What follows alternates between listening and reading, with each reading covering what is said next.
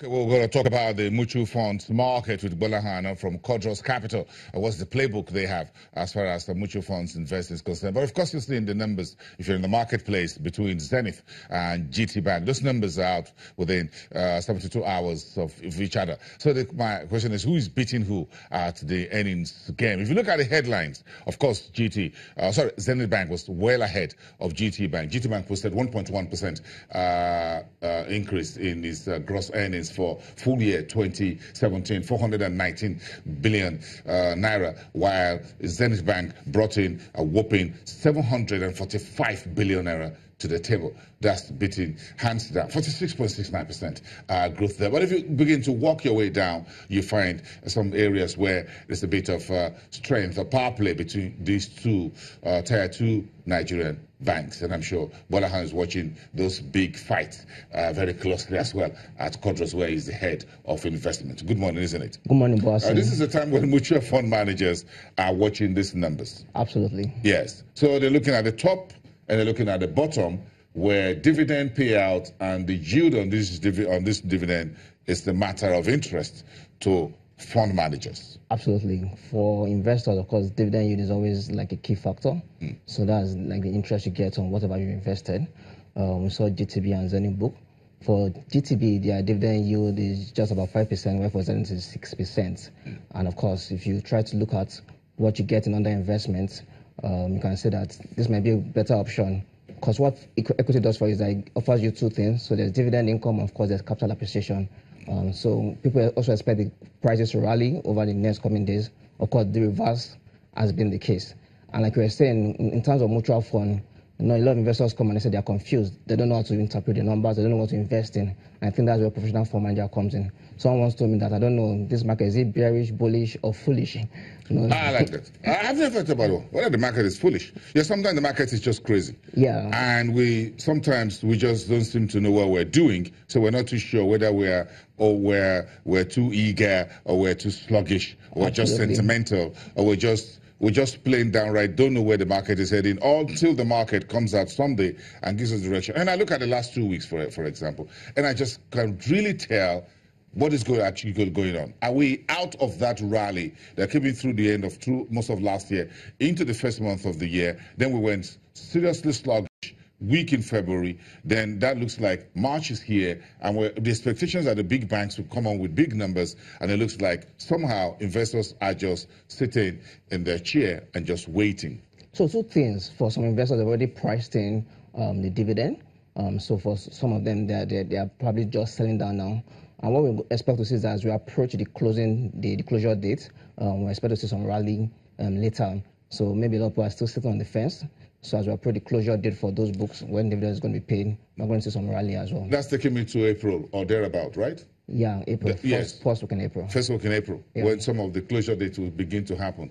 So we think that maybe some of this will play into the books by then. Absolutely, absolutely.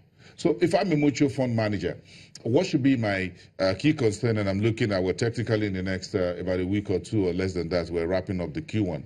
And would you have said, well, it's been a very nice first quarter for me as a fund manager? Yes, it is. So if you look at most equity mutual funds, they've rallied in prices. And I think investors need to understand that there are different kinds of mutual funds depending on the underlying instruments. So mutual fund just pretty much is people coming together. So two words, mutual, that means there's a collective interest, and fund, that means there's a pool of money. But the difference is that mutual funds are regulated by the Securities and Exchange Commission. A friend once told me she did AJO, and AJO is friends coming together, putting money together. The first month, someone gets the money, second month, someone gets the money. And I think she was the last person to collect, and she got the money. So once she was surprised, she was thinking someone was going to default, but she got the money, and she was happy that this money was huge. And I told her, really, if you think about it, you've lost. Because in investment, there's what you call time value of money.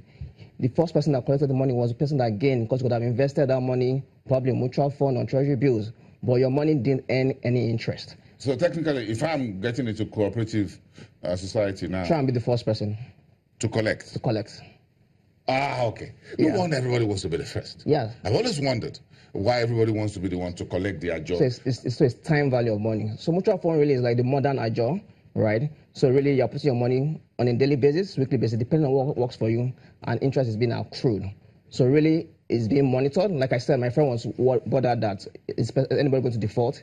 A mutual fund is no case of default. Why? Because regulated by SEC. There are different parties to the issue. There's a trustee that monitors the fund manager. There's a custodian. So every asset does not reside with the fund manager. The custodian keeps the asset, keeps the books of the mutual fund. So really, if you're investing in a mutual fund, you need to understand what is the underlying investment. So with mutual fund, you see the objective. So some can be capital appreciation, some can be income, some can be capital preservation. So it's very important you understand the mutual fund you're investing in. So if it's capital appreciation, for instance, that will be equity based. If it's capital preservation and income, that will be money market based.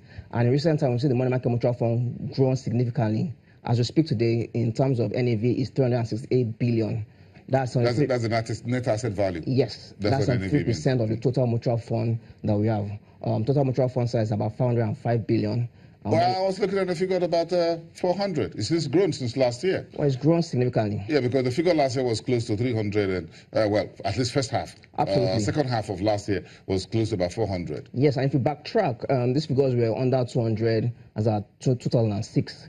And then was purely equity-based mutual funds that we had, equity and balance fund and ethical fund. But nobody, no. All the guys who did FX or whatever money market got bumped in those years. Yes. So with the market crash, so there's been like a shift in market trend. Yes. Yeah. So we have fixed income and a bit more of currency. Yeah. And with what the government is paying at the debt end, yeah, you guys had a swell time. Yeah, 20%, too good to be true last year. Yeah. So. And even the year before. Yeah, so the year before, not as high as 22%, but also attractive as well. But this year, yields are falling, but of course, we are still seeing the growth of money market mutual fund. Are you fund managers panicking at the moment about what's happening, what Rachel Oniha and Kemi Adeosun and Godwin Emefiele are doing with the restructuring of the Nigeria's debt portfolio? This administration doesn't seem to be interested in, add more debt, but one is restructuring the portfolio. Are you guys restructuring right now?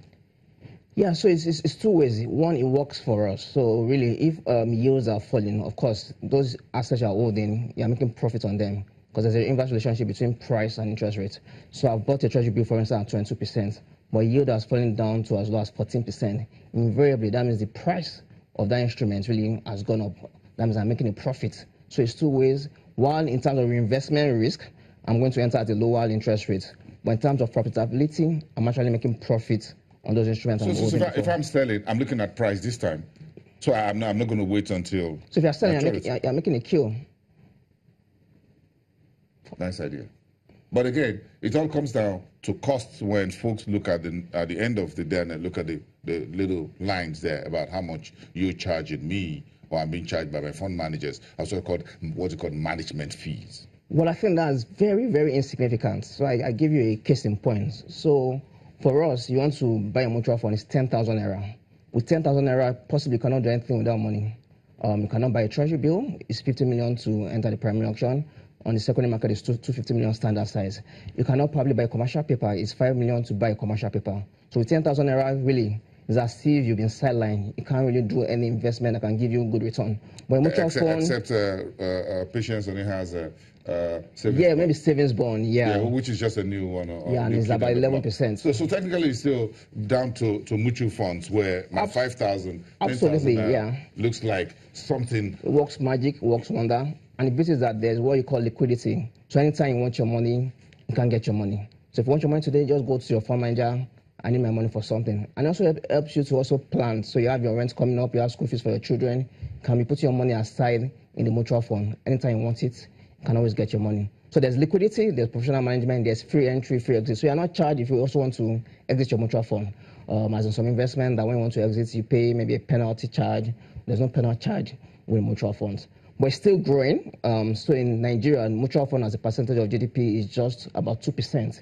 In other climes, it's over 200% in UK and US. So that means in terms of growth, it's still very, very insignificant, but there's potential. I'm looking at about 500 billion to an equity market size of about almost 15.5 trillion. Yeah. That's the drop in the ocean. Yeah. So if you look at mutual fund as a percentage of household saving in Nigeria, still insignificant.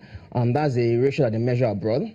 Nigeria, most people don't have mutual fund. So when we started to do mutual funds, a lot of people don't understand what it was. They thought it was a buzzword, a fancy word. They thought it was a new investment in town. So we had to educate them that mutual fund has been in existence for God knows when.